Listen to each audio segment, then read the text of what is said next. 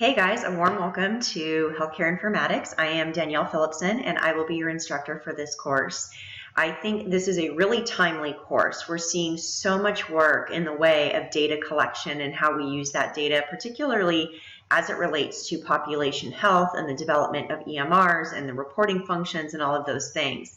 So as we go through this class, keep in the back of your mind, how do we take what clinicians are doing at the bedside every day, just even taking blood pressure or administering medication, and how does that ultimately become best practices, community standards, and how does that impact reporting? All of these things matter. So one thing I wanted to mention for this class, critical thinking, very important. I am really looking for you to tell me not just the what, but really that why and the so what and how does this matter.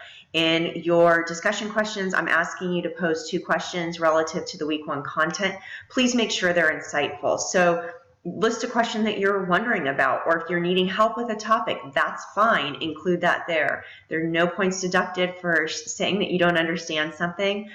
If there's something that you're wondering how it relates to something else, that's a great thing to include. Feel free to be creative with your questions. I'm just really looking for you to be insightful and creative.